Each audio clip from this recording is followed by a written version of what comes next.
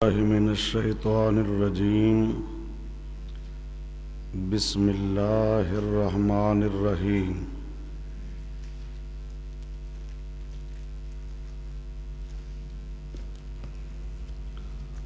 وقالوا اتخذ الله ولدا سبحانه بل له ما في السماوات والأرض كل له قانتون.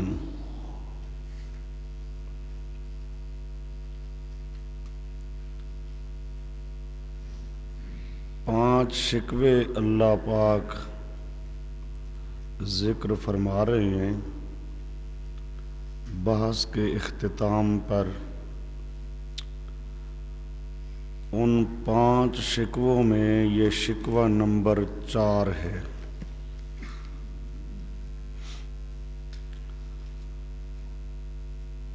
کہنے لگے وہ کہ اتخذ اللہ، بنا لیا اللہ نے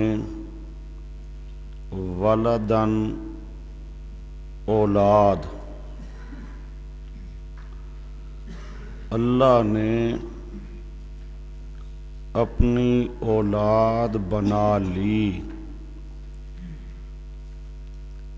اس کا یہ معنی نہیں ہے کہ اللہ نے کسی کو بیٹا یا کسی کو بیٹی بنایا. مراد یہ ہے جس طرح اولاد اپنے باپ کو منوا کر کام کرا لیتی ہے، ان کا عقیدہ یہ تھا کہ اللہ پاک کے ہاں ہمارے معبود اللہ کی اولاد کی طرح ہیں. اللہ نے ان کو اولاد کی طرح بنا لیا ہے. جس طرح اولاد کام کروا لیتی ہے، ہمارے معبود بھی اللہ سے کام کروا لیتے ہیں. اس لیے حافظ ابن کثیر اور علامہ سید محمود آلوسی ولدن کا معنی کرتے ہیں نائباً متصرفاً. نائباً متصرفاً کہ اللہ نے اپنے نائب بنا لیے جن کو اللہ پاک نے تصرف کرنے کا اختیار دے دیا. اتخذ اللہ، آپ کے پاس ایک اور معنی لکھا ہوگا سیرا بعض مخلوقاتہ ولدن، روح المعانی. اپنی مخلوقات میں سے بعض افراد کو اللہ نے اولاد بنا لیا. اولاد ہے نہیں اللہ کی، اولاد بنا لیا، اولاد کی طرح بنا دیا، اولاد کی طرح ان کو نائب بنا لیا. نائب ہیں، متصرف ہیں. اتخذ اللہ ولدا، اللہ نے ان کو اولاد کی طرح اپنا نائب بنا لیا ہے. ہمارے معبود، یہ نبی ولی پیر فقیر، یہ اللہ کے نائب ہیں، اللہ سے ہمارے کام کروا دینے والے ہیں.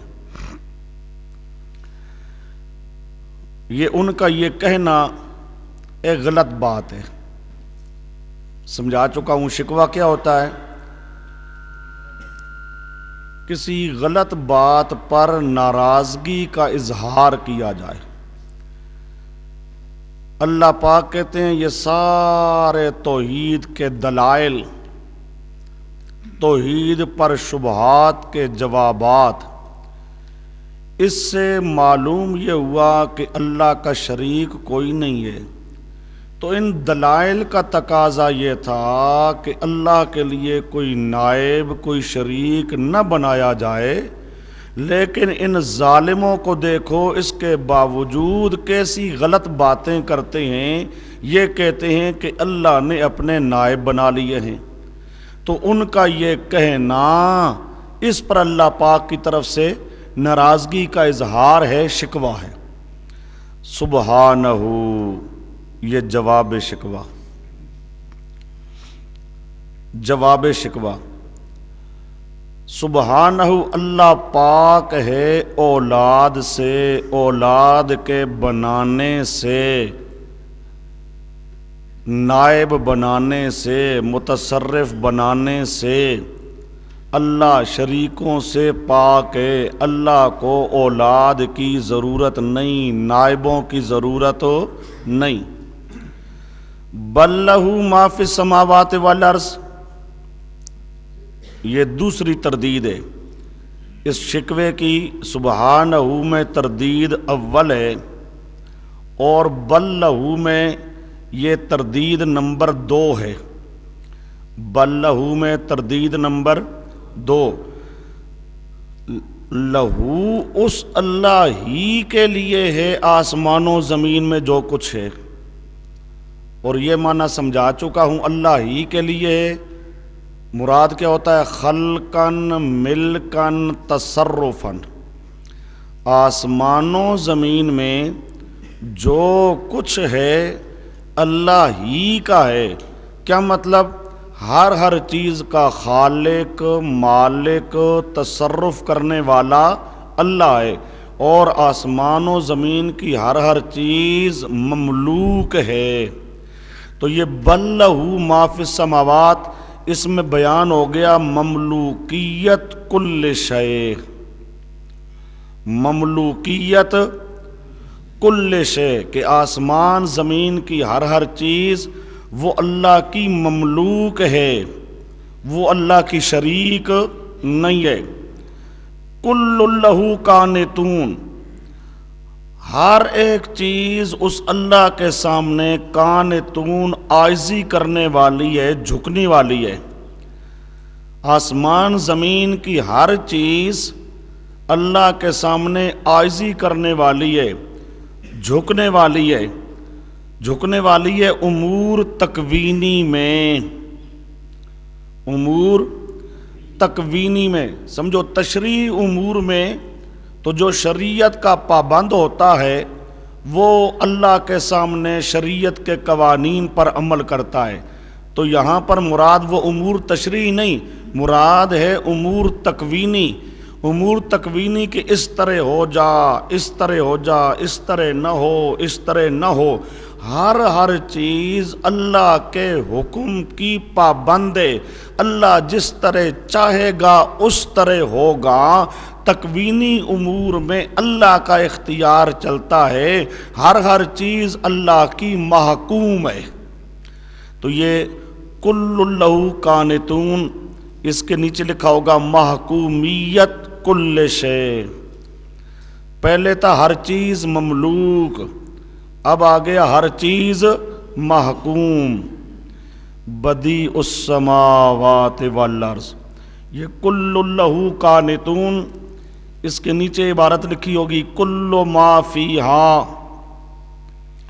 کل ما کائنم ما کانا جمیعن از روح المعانی۔ آسمان و زمین میں جو کچھ ہے، کائنم ما کان، جو بھی ہو،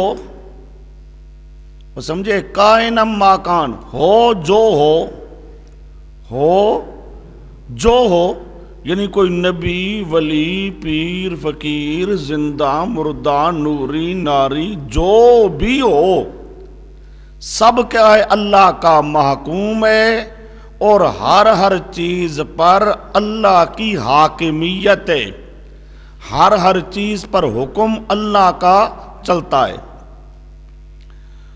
بدیع السماوات والارض، آسمان و زمین کو نئے سرے سے پیدا کرنے والا، بغیر مادہ کے پیدا کرنے والا، یہ اس شکوے کی تردید نمبر 4 ہے۔ تردید نمبر 4، سبحانہ 1، بل لہ ما 2، کل لہ قانتون 3، بدیع السماوات 4۔ اس میں ذکر ہے کس کا؟ موجدیت عالم، اللہ سارے جہان کا موجد، وہ سمجھے، موجدیت، اللہ آسمان و زمین کو بغیر مادہ کے پیدا کرنے والا ہے، وجود دینے والا ہے۔ بدیع السماوات، خلق کا خالق اور بدیع، خالق مادے سے پیدا کرنے والا، بدیع بغیر مادہ کے پیدا کرنے والا۔ بدعت کو بدعت بھی اس لیے کہتے ہیں کہ شریعت میں اس کا کوئی اصل، اس کا کوئی مادہ نہیں ہوتا، وہ نئی تراشی گئی چیز ہوتی ہے دین کے اندر، تو وہ بدعت ہوتی ہے۔ بدیع بغیر مادہ کے پیدا کرنے والا۔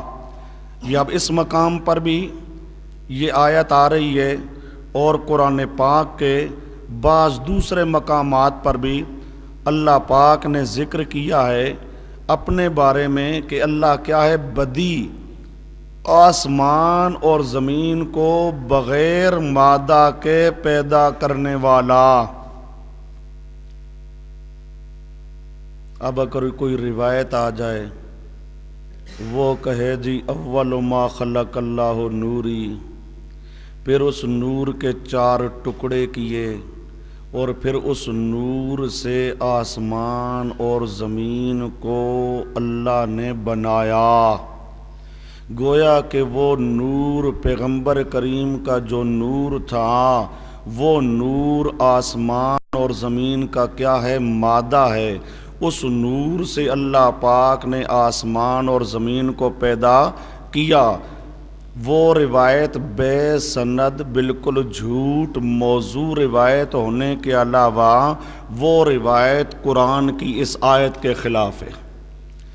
وہ روایت بتاتی ہے کہ آسمان اور زمین کو پیغمبر کریم کے نور سے پیدا کیا گیا، پیغمبر کریم کے نور سے پیدا کیا گیا۔ اور قرآن پاک کی یہ آیت کیا بتاتی ہے کہ اللہ پاک نے آسمان اور زمین کو مادہ کے بغیر پیدا کیا۔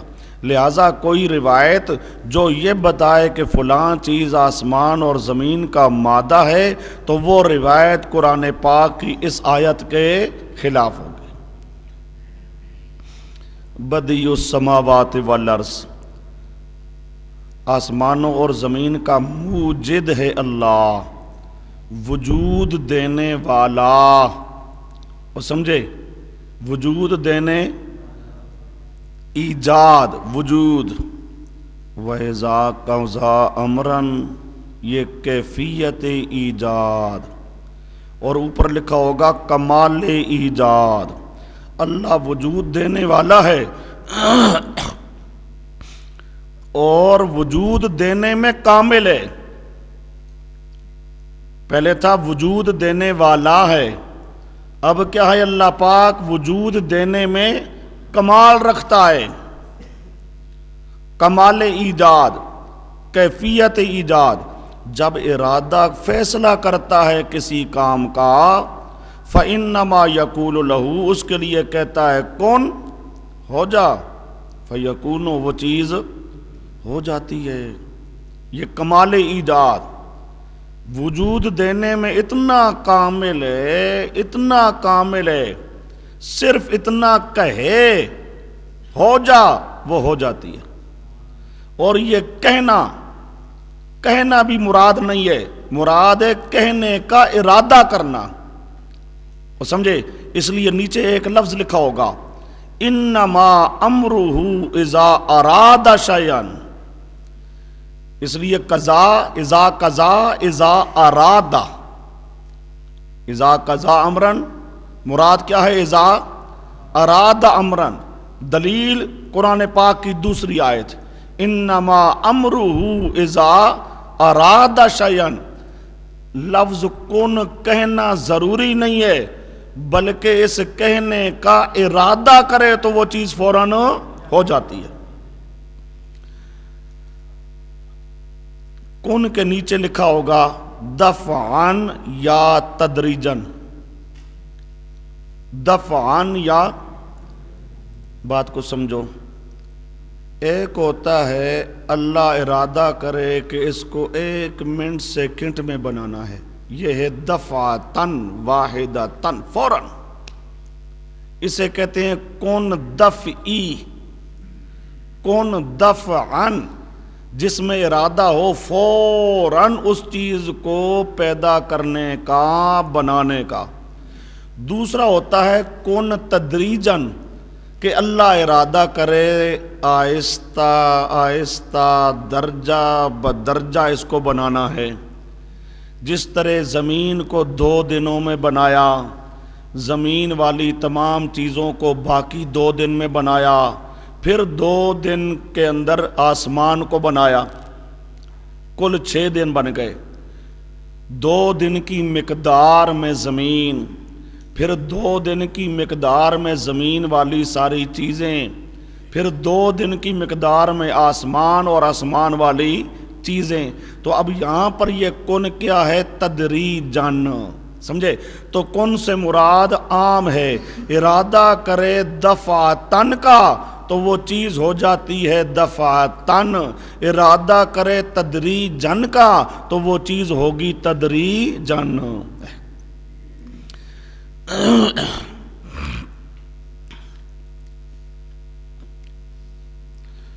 یہ جو میں لفظ کہہ رہا تھا کہ قضاء سے مراد ارادہ، اس کی دلیل قرآن پاک کی دوسری آیت انما امرہ اذا اراد شیئا، وہ دلیل بھی آ گئی، اور بتایا کہ یہاں پر کہنا مراد نہیں ہے، کہنے سے مراد کیا ہے؟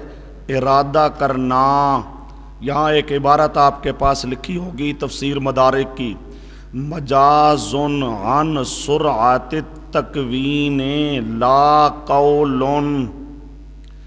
مجاز عن سرعت التکوین، مجاز عن سرعت التکوین لا قول، تفسیر مدارک۔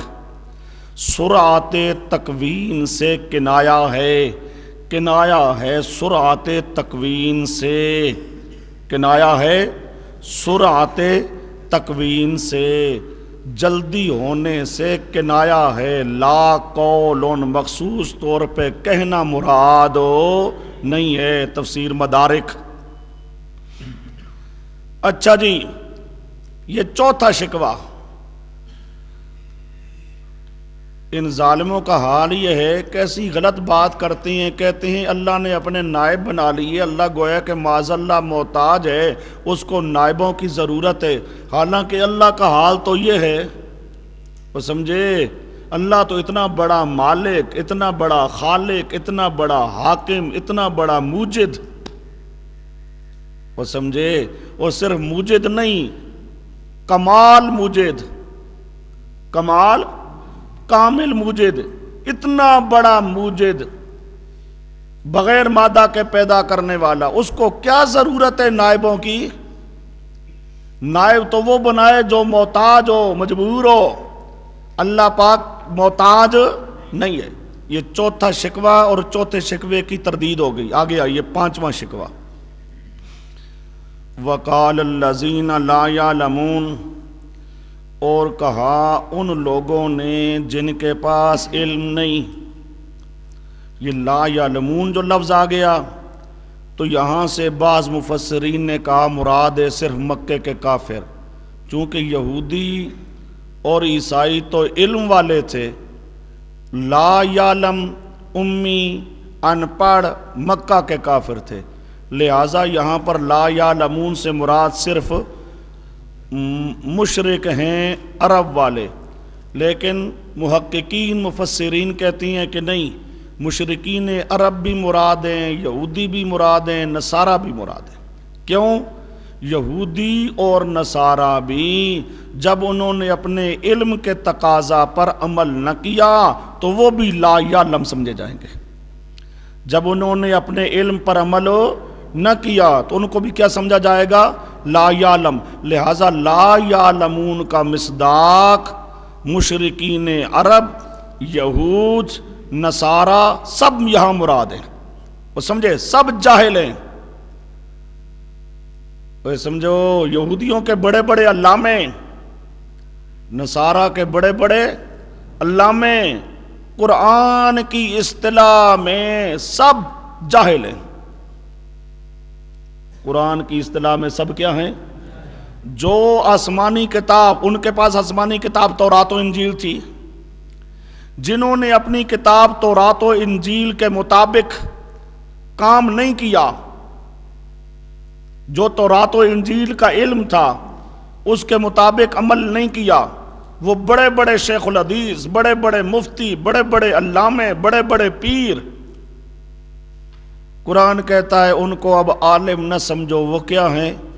جاہل ہیں۔ وہ سمجھے آسمانی کتاب کے مطابق جو عمل نہیں کرتا، جو آسمانی کتاب پڑھتا پڑھاتا نہیں، آسمانی کتاب کے مطابق عقیدہ نہیں رکھتا، وہ بڑے سے بڑا علامہ ہو تب بھی قرآن کی اصطلاح میں وہ جاہل ہے، لا یعلم ہے۔ کہا لا یعلمون نے، کیا کہا؟ لولا یکلمنا اللہ، کیوں نہیں کلام کرتا ہمارے ساتھ اللہ، او تأتینا آیا، یا کیوں نہیں آتی ہمارے پاس آیت نشانی۔ لولا یکلمنا شبہ اول، تأتینا شبہ دوم، لولا یکلمنا اللہ، اللہ ہمارے ساتھ کلام کیوں نہیں کرتا؟ اللہ ہمارے ساتھ کلام کیوں نہیں کرتا؟ اب کلام کرنے کی بات، اس کے لیے ذرا نکالو سورۃ النساء۔ یسألک اہل الکتاب ان تنزل علیہم کتابا من السماء،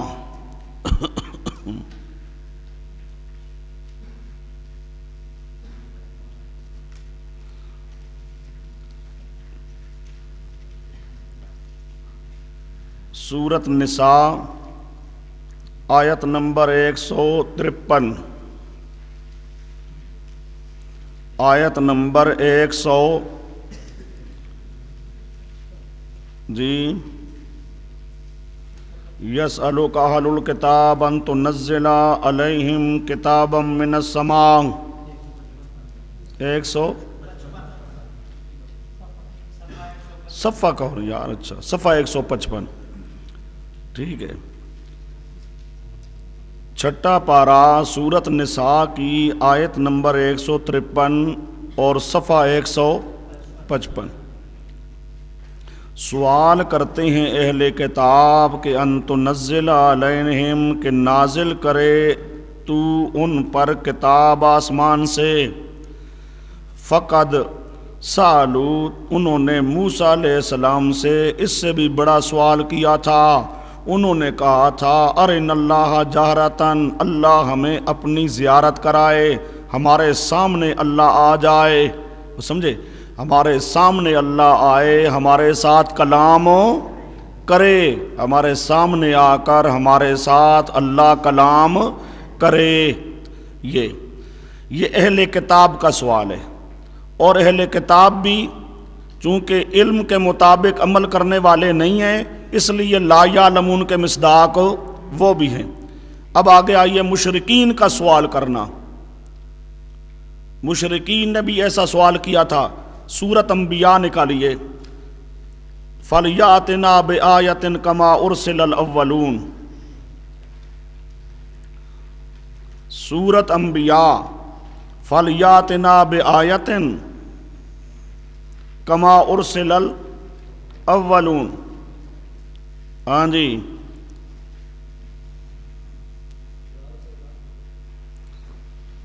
آیت نمبر کیا ہے جی؟ 5، اچھا، سورۃ انبیاء آیت نمبر 5، صفحہ 479۔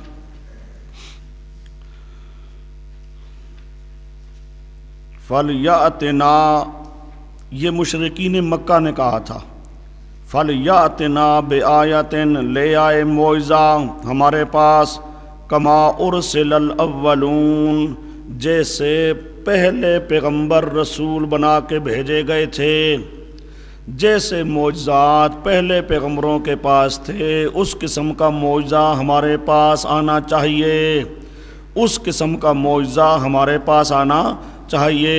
اور سمجھے، اور پہلوں کا سوال گزر گیا، وہ کہتے ہیں ہمارے ساتھ اللہ کلام کرے، گویا کہ یہ بھی اسی طرح کہتے ہیں اللہ ہمارے ساتھ کلام کرے، اس قسم کا معجزہ ہمارے پاس آئے جس معجزے کا انہوں نے تقاضا کیا، فرمائشی معجزہ۔ چلو اپنے مقام پہ آؤ، اللہ ہمارے ساتھ کلام کرے، او تاتینا آیتن، یا آئے ہمارے پاس آیتن فرمائشی، مقترحتن، جن معجزات کا وہ مطالبہ کرتے تھے وہ معجزات آ جائیں۔ یہ کہا مشرکوں نے بھی اور اہل کتاب نے بھی۔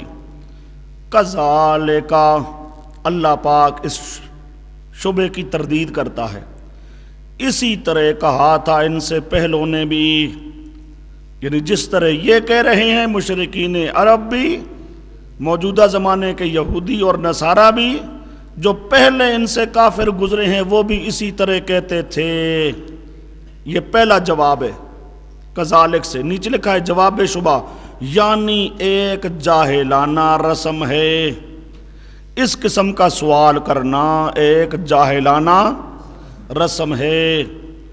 آگے مثل قولہم، مثل ان پہلوں کی بات کے، یہ کذالک کا معنی بھی وہی ہے، پہلوں نے جس طرح کہا تھا اسی طرح انہوں نے کہا، وہ سمجھے، پہلے لوگوں نے جس طرح کہا تھا اسی طرح انہوں نے بھی کہا، مثل قولہم، اسی کذالک کا ہم معنی ہے، اسی کذالک کا کیا ہے، ان پہلوں کے قول کی طرح، پہلوں کے قول کی، تو یہ کذالک کی کیا ہو جائے گی، تاکید، کذالک کی کیا ہو جائے گی، تاکید، اور یا تاکید کا معنی نہ کرو تاسیس، تاسیس کا معنی کیا ہوگا، پہلے کا اسی طرح کہا تھا پہلے کافروں نے بھی، جس طرح یہ کہہ رہے ہیں اسی طرح انہوں نے کہا تھا۔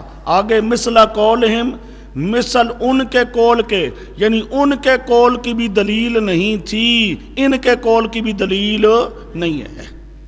اگر یہ معنی کرو گے تو پھر کیا بن جائے گا، ایک تھوڑا سا معنی نیا بن جائے گا، تاسیس، صرف تاکید نہیں ہوگی، تاکید کا معنی کیا جائے اسی طرح پہلے لوگوں نے کہا تھا ان کی بات کی طرح، یہ ایک ہی ہے معنی ہے۔ دوسرا اسی طرح کہا تھا، پھر آگے مثل قولہم، جس طرح پہلوں کا قول بلا دلیل تھا ان کا قول بھی کیا ہے، بلا دلیل ہے۔ تشابہت قلوبہم، یہ سبب و منشا موافقت قولی، جس طرح یہ کہہ رہے ہیں اسی طرح پہلے کہتے تھے، یہ ان کا قول ایک ہی ہے، موافقت قولی کا سبب اور منشا کیا ہے، ایک ہی جیسا قول ہے ان کا بھی اور پہلوں کا بھی۔ اس موافقت قولی کا سبب اور منشا، اللہ کہتا تشابہت قلوبہم، برابر ہو گئے ہیں دل ان کے، دل ان کے برابر ہو گئے ہیں کس چیز میں، در ضد و اناد، ضد و اناد میں، پہلے بھی ضدی انادی تھے یہ بھی ضدی انادی ہیں، در ضد و اناد از روح المعانی، یا لفظ ایک لکھا ہوگا کج فہمی میں، پہلوں کے دل بھی ٹیڑے تھے ان کے دل بھی کیا ہیں، ٹیڑے ہیں، برابر ہیں دل ان کے، چونکہ دل کج ہیں، ٹیڑے ہیں، سمجھ ان کی ٹیڑھی ہے، سمجھ ان کی ٹیڑھی ہے، الٹی سمجھ ہے ان کی، ضدی ہیں یہ، انادی ہیں یہ، وہ بھی اور یہ بھی، اس لیے ان کی بات اور ان کی بات مل گئی۔ قد بینا الآیات، یہ جواب شبہ ثانی، دوسرا ہم نے بیان کی ہیں کئی آیات، وہ کہتی ہیں تاتینا آیا، تاتینا، سمجھو ذرا بات کو، تاتینا معجزہ لے آئے نا، کیوں نہیں لے کے آتا؟ اس کا جواب دیا جا رہا ہے، اور معجزے تو ہم نے کئی دیے، معجزے تو ہم نے کھول کھول کر ایک آیت نہیں کئی آیتیں بیان کی، لقوم یوقنون، مستفیدین کے لیے بیان تو ہم نے کئی کی، لیکن مستفیدین کے لیے ایک جملہ اور لکھا ہوگا، اور معترضین بوجہ ضدی ہونے کے نفع نہیں لے سکتے، سمجھے؟ ہم نے آیاتن نہیں آیات بھیجی ہیں، ہم نے آیات بھیجی ہیں، پر فائدہ کون اٹھاتا ہے؟ جو ضدی نہ ہو، جو ضدی نہ ہو، لقوم یوقنون، مستفیدین، اور سمجھے؟ اور جو ضدی ہوں گے وہ ضدی اعتراض ہی کرتے رہیں گے، ماننے کے لیے تیار نہیں ہوں گے۔ یہ 5 شکوے آ گئے خاتمہ بحث پر، بنی اسرائیلیوں کے 5 شکوے۔ اب انا ارسلناک،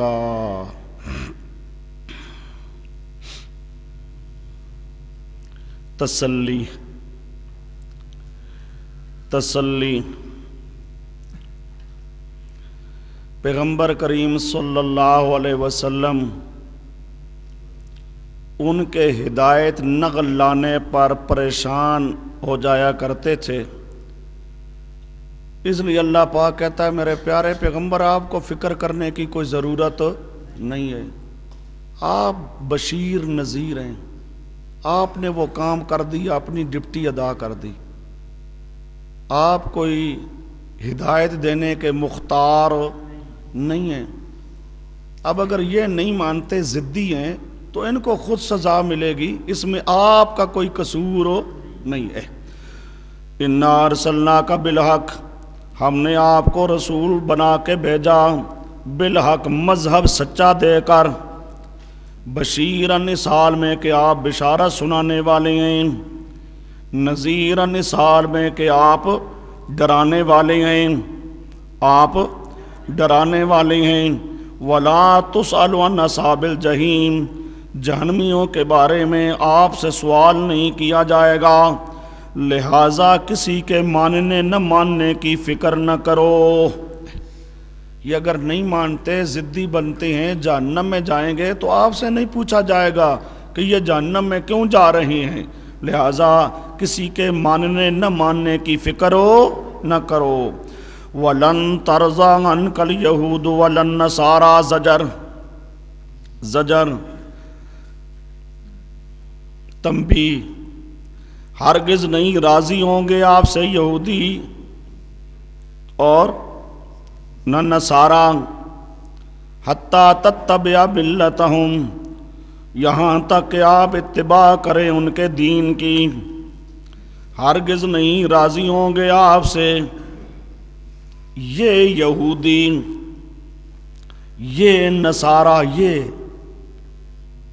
وہ سمجھے، یہ جو آپ کے زمانے میں یہ یہودی ہیں، یہ کبھی آپ سے راضی ہو سکتے، یہ جو نصارہ ہیں یہ آپ سے کبھی راضی ہو سکتے نہیں، یہاں تک کہ آپ اتباع کر لیں ان کے ملت کی، اتباع کر لیں پورے طور پر، آپ پورے اپنے دین کو چھوڑ دیں، اپنے دین کو چھوڑ کر ان کے دین کی اتباع کر لیں، تب یہ راضی ہوں گے، ورنہ یہ راضی نہیں ہوں گے۔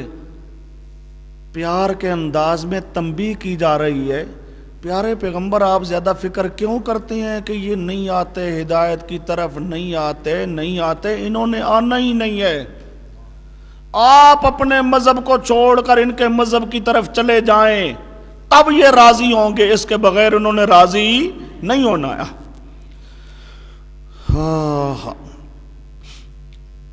آج کل بھی ہمارے کئی مولوی صرف توحید کے معاملے میں نرمی اختیار کیا کرتے ہیں کہ یہ موجودہ مشرک یہ ٹھیک ہو جائیں.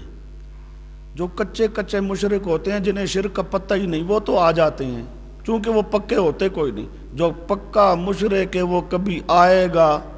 جسے شرک کا اپنے مذہب کا پتہ ہے وہ نہیں آئے گا. آپ جو چاہو کر لو. قل ان ھدی اللہ ھو الھدی، کہہ دیجئے ھدی اللہ راہ اللہ کا، راہ ھدی اللہ اللہ کا راہ بتایا ہوا، ھو الھدی وہ ہے حقیقت میں ہدایت. جو رستہ اللہ نے بتایا ہے حقیقت کے اندر ہدایت والی راہ وہ راہ ہے، اور وہ راہ آپ سنا رہی ہیں. وہ سمجھے؟ اور وہ رستہ کس کا ہے؟ آپ کا ہے. لہٰذا آپ اپنے رستے کو چھوڑ کر ان کی طرف چلے جائیں یہ تو بات مناسب نہیں ہے. ان ھدی اللہ اللہ کا بتلایا ہوا رستہ وہی دراصل ہدایت ہے. نیچے لکھو گا وہ کیا ہے؟ اسلام. تفسیر البحر المحیط. جو اللہ نے بتایا ہے رستہ وہ رستہ کون سا ہے؟ اسلام. وَلَئِنِ اتَّبَعْتَ أَهْوَاءَهُمْ یہ پھر زجر تنبیہ ہے. اتبعت استبعاد اول، اہواءہم دوم، بعد الذی جاءک من العلم سوم. سمجھو؟ اور اگر آپ اتباع کر لیں، یہ پہلا استبعاد. آپ حالانکہ پیغمبر تابع نہیں ہوتا، پیغمبر تو متبوع ہوتا ہے. پیغمبر تابع داری نہیں کرتا، امت تابع داری کرتی ہے. تو یہ کتنی بعید بات ہے کہ میرے پیارے پیغمبر اگر آپ ان کی اتباع کر لیں، حالانکہ اتباع انہوں نے کرنی ہے آپ نے نہیں کرنی ہے. نیچے ایک لفظ لکھا ہوگا کیونکہ نبوت متبوعہ ہوتی ہے نہ تابعہ. نبوت جو ہوتی ہے متبوع ہوتی ہے، تابع تو نہیں ہوتی. اور کتنی بعید بات ہے کہ آپ تابع بن جائیں. پہلا استبعاد. کتنی بعید بات ہے کہ آپ تابع بن جائیں، اور تابع بھی بن جائیں کس کے؟ اہواءہم، اہواءہم ان کے غلط خیالات کی آپ تابع داری کریں. پہلا استبعاد. دوسرا استبعاد، اتباع بھی کس کی؟ ان کی شریعت کی نہیں، ان کے غلط خیالات کی. توبہ یہ اور بعید بات ہے. پیغمبر کا اتباع کرنا یہ بھی بعید، اور اتباع بھی کرنا کس کا؟ مشرکوں کے غلط خیالات، غلط خواہشات، غلط خواہشات ان کی اتباع کرے. یہ دوسرا بعید استبعاد. آگے تیسرا، بعد الذی جاءک من العلم، بعد علم آ جانے کے، علم قطعی ثابت بالوحی، آپ کے پاس علم، سچا علم، وحی والا علم، قطعی علم، یقینی علم، قطعی یقینی علم، وحی والا علم، سچا علم آ گیا. اس آنے کے بعد پھر اتباع ان کی. توبہ. یہ تیسرا استبعاد. یہ کیا ہے؟ تیسرا استبعاد. تین استبعاد. اللہ پاک کہتا ہے ایسا ہو سکتا نہیں. بڑا بعید ہے، بڑا بعید ہے، بڑا بعید ہے. پر بالفرض اگر آپ کر لیں، وہ سمجھو یہ ہو سکتا تو، پر میرے محبوب ہو نہیں سکتا. پر بالفرض آپ کر ہی لیں تو پھر ما لک من اللہ من ولی ولا نصیر، پھر آپ کو بھی کوئی بچانے والا نہیں ہوگا.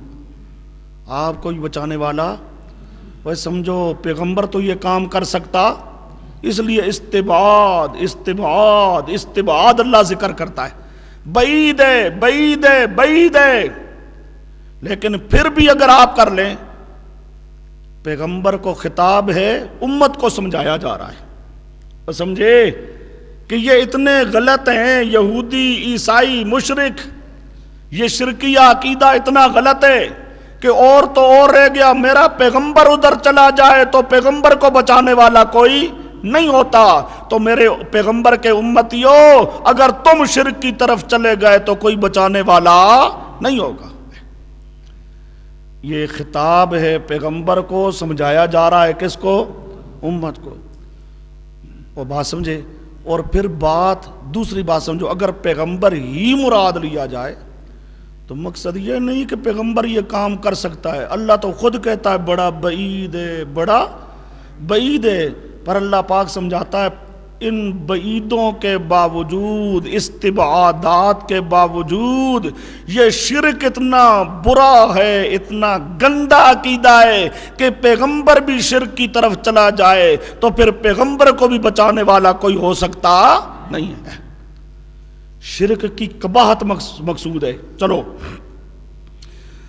وَلَئِنِ اتَّبَعْتَ آبَاءَهُمْ، آوا کے نچلے کو ہوگا بوجہ تحریف و منسوخیت کے، اور اوپر لکھا ہوگا غلط، یہ ان کی غلط خواہشات ہیں۔ غلط کیا ہیں؟ کیوں؟ جو اصل دین تھا اس میں تحریف کر دی، تبدیل کر دیا، وہ منسوخ ہو گیا، اس کو انہوں نے تبدیل کر دیا، اب تبدیل کر کے یہ آسمانی دین نہیں ہے، یہ ان کی خواہشات ہیں۔ اور سمجھے، آسمانی دین نہیں ہے، یہ کیا ہے؟ ان کی خواہشات ہیں۔ اور اگلی بات سمجھو، پہلے لفظ تھا حتی تتبع ملتہم، دوبارہ اللہ نے لفظ کہا اتبعت آواہم۔ اللہ بتانا چاہتا ہے ان کی ملت ہے کوئی نہیں، وہ سمجھے، ان کی ملت کوئی نہیں ہے، صرف خواہشات ہیں ان کی۔ وہ سمجھے، جو اصل ملت تھی اس کو تو انہوں نے کیا کر دیا؟ ختم کر دیا، تحریف کر دی، مولویوں پیروں نے، مشرک کتوں نے، وہ سمجھے، تبدیلی کر دی ہے۔ اب تبدیلی کرنے کے بعد ان کی ملت نہیں رہی، بلکہ صرف خواہشات ہیں مشرکوں کی۔ وہ سمجھے، مشرکوں کی کیا ہیں؟ صرف اچھا جی، یہ پیارے پیغمبر صلی اللہ علیہ وسلم کے لیے دو زجریں ہیں، جو دو تنبیہات ہیں۔ آگے الذین آتیناہم الکتاب، یہ دلیل نقلی، دلیل اللہ پاک کہتا ہے میرے پیارے پیغمبر ادھر کیسے جاؤ گے، حالانکہ ادھر والے ادھر آ چکے ہیں۔ اصل ہدایت اب قرآن والی ہدایت ہے، توحید والی ہدایت ہے، تو رات والے ادھر توحید کی طرف آ چکے ہیں، تو یہ کیسے ہو سکتا ہے کہ میرا پیغمبر توحید سے ہٹ کر ادھر چلا جائے؟ الذین آتیناہم الکتاب، جن کو ہم نے کتاب دی، کتاب تورات و انجیل، یتلونہ حق تلاوتہ، یتلونہ پڑھتے ہیں اس اپنی کتاب کو، تورات و انجیل کو، حق تلاوتی، جس طرح پڑھنے کا حق ہے۔ یہ یتلونہ کے نیچے لکھا ہوگا بشرطے کے، جن کو ہم نے کتاب تورات و انجیل دی، وہ بشرطے کے اپنی کتاب کو جس طرح پڑھنے کا حق ہے اس طرح پڑھتے ہوں، اس طرح پڑھتے ہوں، تو اولئک یؤمنون بہ، وہ ایمان لے آتے ہیں ساتھ اس قرآن کے یا اس رسول کے۔ جو تورات و انجیل کو صحیح طور پہ پڑھنے والے ہیں، بشرطے کے صحیح طور پر پڑھیں، تو وہ بھی مانتے ہیں کہ یہ قرآن سچا ہے، توحید کا مسئلہ سچا ہے، پیغمبر سچا۔ یہ نقلی دلیل ہے، اور یہ ہمارا پیغام کہ اللہ ہی کو پکارو، پکار میں اللہ کے ساتھ کسی کو شریک نہ بناؤ۔ اور یہ تو اہل کتاب کے بڑے بڑے علامے بھی مان چکے ہیں کہ یہ سچ ہے، لہذا تم بھی مان لو۔ یہ دلیل نقلی ہے، بشرطے کے صحیح طور پہ پڑھتے ہوں تو ایمان لاتے ہیں۔ بھی ہی ضمیر کا مرجع الکتاب، اور سمجھے، یا بھی بالرسول، بالرسول، رسول کا ذکر کہاں آ گیا؟ وہ انا ارسلناک، یہاں سے رسول سمجھا جا رہا ہے۔ یا ہد اللہ، انا ہد اللہ، بھی یعنی بالہدا، اور سمجھے یہ مختلف مرجع مفسرین اہل سنت والجماعت نے بتائے ہیں۔ اچھا جی، یہ پہلا معنی، اس میں تلاوت کا معنی تلاوت کیا گیا۔ دوسرا معنی یتلونہ بمعنی یتبعونہ، تلاوت بمعنی اتباع، تلا یتلو تلون، تلا یتلو تلون و تلاوتن، اس کا معنی ہوتا ہے اتباع کرنا، پیچھے پیچھے چلنا۔ بکری کا جو بچہ ہوتا ہے اس کو کہتے ہیں تلو، کیونکہ وہ اپنی ماں کے پیچھے پیچھے چلتا ہے۔ تو یتلونہ کا دوسرا معنی، جن لوگوں کو ہم نے کتاب دی، یتلونہ وہ اتباع کرتے ہیں، وہ سمجھے وہ کیا کرتے ہیں؟ اتباع کرتے ہیں اس کی، جس طرح اتباع کرنے کا حق ہے۔ جن کو ہم نے کتاب دی وہ اپنی کتاب کی صحیح طور پہ اتباع کرتے ہوں، اتباع کرتے ہوں گے تو یؤمنون بہ، ایمان لے آئیں گے ساتھ اس کتاب کے، یا ساتھ اس رسول کے، یا ساتھ حق کے، یا ساتھ ہدایت کے، وہ سمجھے۔ جو اتباع کرتے ہیں صحیح معنوں میں اپنی آسمانی کتابوں کی، تو وہ قرآن کو بھی مانیں گے، توحید کو بھی مانیں گے، پیغمبر کو بھی مانیں گے، حق مذہب کو بھی مانیں گے۔ یہ دلیل نقلی ہو گئی جی۔ وَمَن يَكْفُرْ، اور جو انکار کرے اس کا، اور جو اس کا انکار کرے، فَأُولَٰئِكَ هُمُ الْخَاسِرُونَ، وہ ایک خسارہ پانے والا۔ یا بنی اسرائیل، اب تیسری بار آ رہا ہے بنی اسرائیل، شروع سے اللہ نے موضوع شروع کیا، یا بنی اسرائیل، پھر یا بنی اسرائیل، اب پھر یا بنی اسرائیل، اب یہاں اللہ پورا موضوع ختم کر رہا ہے، پورا موضوع۔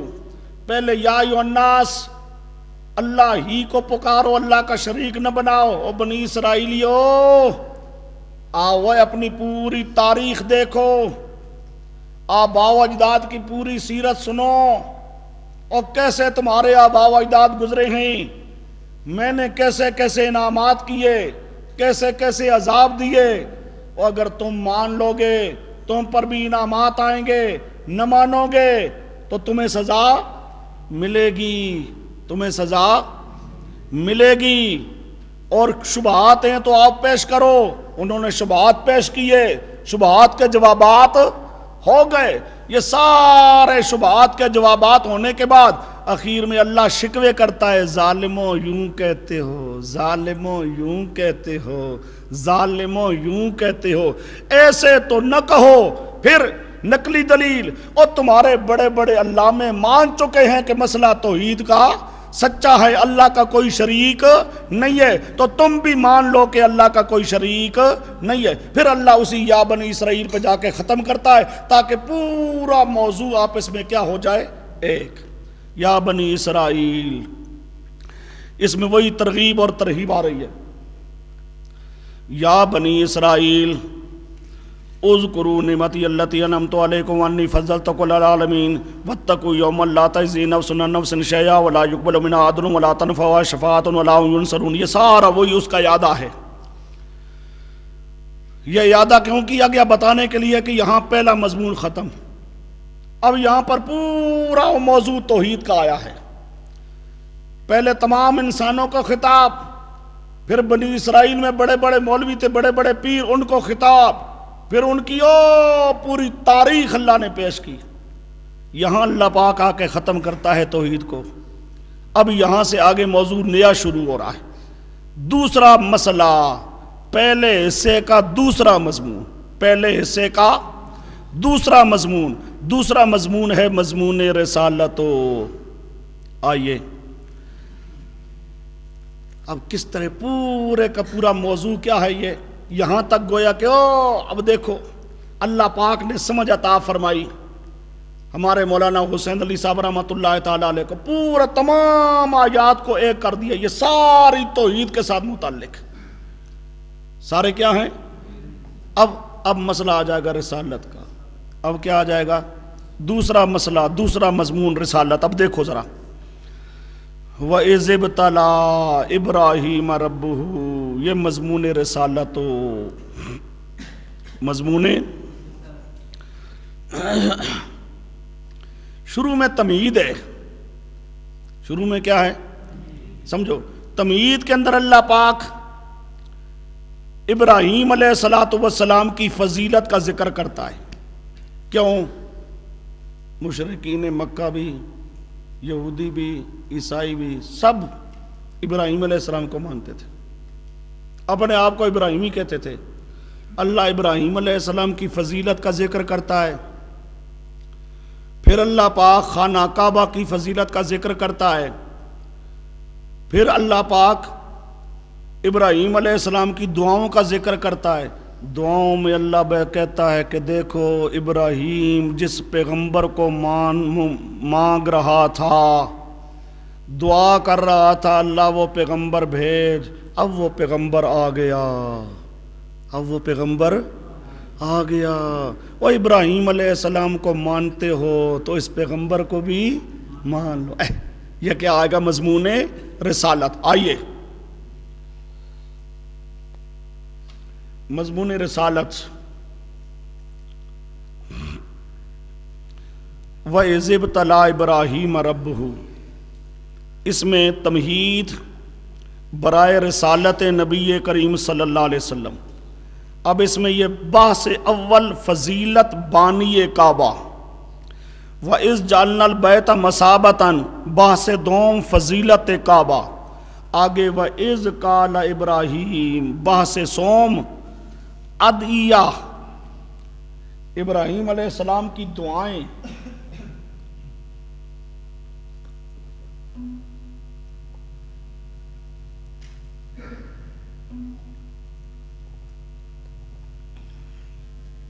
اچھا جی، پہلی بات ابراہیم علیہ السلام کی فضیلت. وَإِذِ ابْتَلَىٰ إِبْرَاهِيمَ رَبُّهُ، ابراہیم علیہ السلام کا امتحان لیا، ان کے رب نے آزمایا. ان کے رب نے ابراہیم علیہ السلام کو اللہ پاک نے چند امتحانات میں امتحان لیا، آزمایا. بکلمات، چند کلمات کے ساتھ. فَأَتَمَّهُنَّ، نتیجہ امتحان. ابراہیم علیہ السلام نے ان کلمات کو پورا کر کے دکھایا. اللہ پاک نے امتحان لیا. ابراہیم علیہ السلام امتحان میں پورے اترے. نتیجہ امتحان یعنی کامیاب ہو گیا ابراہیم علیہ السلام. ابراہیم علیہ السلام کیا ہو گئے؟ اب یہ آزمایا کن چیزوں سے؟ کن چیزوں سے؟ کلمات سے مراد کیا ہے؟ یہاں بعض مفسرین لکھتی ہیں اشر من الفطرت، 10 چیزیں جو فطرت والی ہیں. ناخن کاٹنا، بغل کے بال لینا، مونچھیں کٹانا. اب یہ آزما امتحان ہے. واہ جی واہ. یہ 10 چیزیں اپنے مقام پر حدیث میں ان کا ذکر ہے کہ یہ انبیاء کی سنتیں ہیں. یہ 10 چیزیں کیا ہیں؟ انبیاء کی. لیکن یہاں وہ مراد نہیں ہے، یہاں تو امتحان ہے. یہاں کیا ہے؟ تو سمجھو، محققین مفسرین لکھتے ہیں امتحانات سے مراد کیا؟ بچے کو ذبح کرنا ایک، یہ بہت بڑا امتحان ہے. بوڑھا ہو جائے پیغمبر، اللہ بیٹا نہ دے. جب بیٹا دے، تھوڑا ہی چلنے پھرنے کے قابل ہو، اللہ کہے اس کو ذبح کر دے. اور پیغمبر کہے اللہ جس طرح تو کہتا ہے میں اس طرح کروں گا. اب یہ امتحان ہے. دوسرا، پیغمبر مقابلہ کرتا ہے نمرود شیطان کے ساتھ، پوری برادری کے ساتھ، اپنے ابا کے ساتھ. سب مخالف، سب مشرک، باپ مشرک، برادری مشرک، پورا خاندان مشرک، حکومت مشرک، اور سب کے مقابل تنے تنہا ایک ابراہیم، ایک ابراہیم ہے، دلیر ہے، بہادر ہے، مقابلہ کرتا ہے سب کا۔ یہ امتحان ہے، سمجھے؟ مقابلہ کرتا ہے، پھر سب فیصلہ کرتی ہیں اس کو آگ میں جلا دو، آگ میں آگ روشن کی جاتی ہے، بڑی آگ، اس میں ابراہیم علیہ السلام کو جلانا ہے۔ کوئی آج کا مولوی ہوتا تو وہ کہتا توبہ ہے جی میری، میں نے معاف کر دو، نہ سمجھے؟ کوئی ابو العلا مودودی جیسا ہوتا۔ سن 53 کی تحریک چلی، تحریک ختم نبوت، 53 کی تحریک ختم نبوت، گرفتاری کا آرڈر ہوا، بہت سارے علماء کا ہوا، اس میں یہ بیچارہ بھی آ گیا، مودودی صاحب، اس نے اپنا رسالہ ترجمان القرآن، اس میں پورا ترجمان القرآن 1 مہینے کا اس کے اندر مضمون لکھا۔ مضمون لکھتا ہے کہ یہ جتنی تحریک ختم نبوت چلا رہی ہے، میرے نزدیک تو یہ فتنہ فساد ہے۔ میری جماعت کے 2 مولوی شریک ہوئے ہیں اس تحریک میں نے ان کو نکال دیا ہے اپنی جماعت سے۔ ہماری حسن عبدال جو ہے، حسن عبدال کا صوفی مولوی تھا شمس الدین، تبلیغی جماعت کا، یہ پہلے جماعت اسلامی میں تھا۔ اس وقت مودودی صاحب نے اس کو نکالا تھا کہ یہ تحریک ختم نبوت میں قید ہوا تھا۔ اس نے کہا اپنے 2 مولویوں کو میں نکال دیا ہے، ان 2 مولویوں میں ایک مولوی یہ تھا حسن عبدال کا، 2 مولویوں کو میں نے نکال دیا کہ وہ اس فساد کے اندر شریک ہوئی ہے، تو کیوں ہوئی ہے؟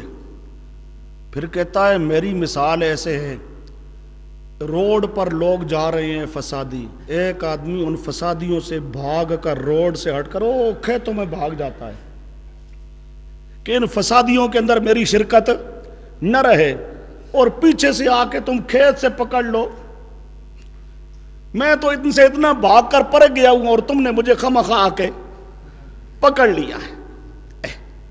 اب یوں پورا مضمون لکھا اور توبہ کی، کیا کی؟ توبہ کی۔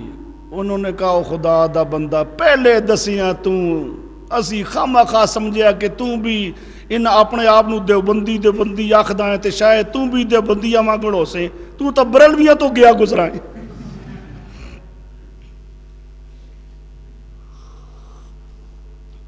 جب یہ مضمون اس نے دیا تھا اور یہی مضمون اس نے عدالت میں پیش کیا تھا، عدالت میں پیش کیا تھا، حضرت صاحب کو چھٹی ملی، جی معاف کر دو۔ بریلوی کا عبدالستار نیازی تھا، اس کی گرفتاری کا آرڈر ہوا جامع مسجد وزیر خان لاہور، وہاں سے داڑھی منڈائی، اس نے داڑھی منڈا کے ایک چاول کی جو بڑی دیگ ہوتی ہے اس دیگ میں مریدوں کو کہا مجھے یہاں ڈالو، وہ دیگ یوں اس طرح کر کے لے جاتے گئے، اوپر جا کے اس کو انہوں نے چھپایا اور اس کی جان بچائی۔ یہ بچ کے بھاگ گیا لیکن CID کے آدمی پیچھے لگے ہوئے تھے، آخر انہوں نے پکڑ لیے اور اس وقت اخبارات میں اس کا فوٹو شائع ہوا تھا، داڑھی منڈی ہوئی، بالکل حلق کیا۔ یہ تحریک ختم نبوت کا اپنے آپ بڑے ہم